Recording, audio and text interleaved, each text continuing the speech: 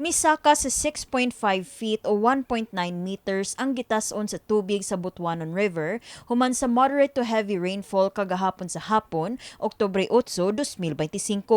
Ang maong pagsaka sa level sa tubig na monitor sa riverside sa Barangay Paknaan, dayong nabati sa mga residente ang siren alarm. Gani asoy sa usa ka residente nga nanimuyo duol sa Butuanon Riverside sa Barangay Paknaan, Leby Cardenas, nga nakamatngon sila sa maong alarma bisan pa man nga wala pa naabot ang tubig sulod sa ilang panimalay. Kuan ang mga tao diri pundok diri patindaghan na kay nabalakan na sila kay kapila na guni nabahaan diri. Ya daghan kay mga damage ba. Pero kung mas mutaas mo labaw sa 5 kay Kani mo ambag na siya diri, musud naman siya diri. Iya na lag asang kanang lugar nga safety. Mga buhaton niya, like among mga motor, maging pang igawas. Matod sa Communications Supervisor sa Mandawi City Command Center, Sherwin Tugano, gipasaka nila ang unang alarm alas 3:31 sa hapon sa sitio Lubang, Barangay Kasuntingan, Mandawi City. Ngadto na nila gialarma ang 6.5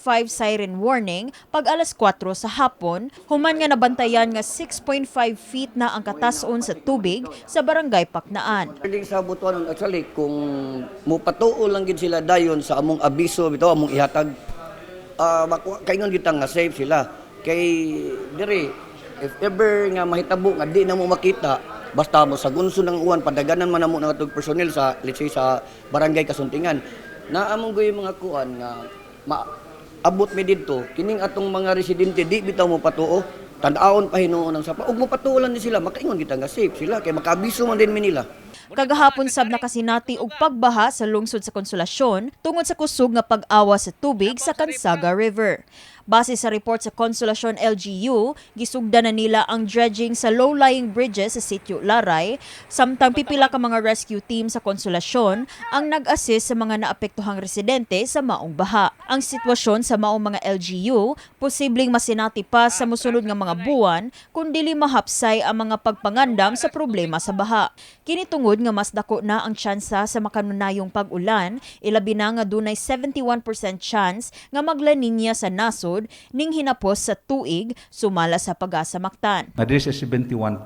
In fact, ang Pag-asa nag-issue noong September 15 ato ang second level of warning of La Nina to La Nina alert. Ang impact ani is more range, giving our country a above normal rainfall condition.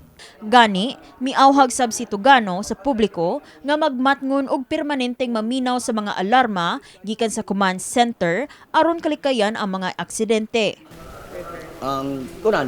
Ang affected jud kayo ang kinig yung sa gahapon kinig yung Paknaan kay mo may naka-overflow no.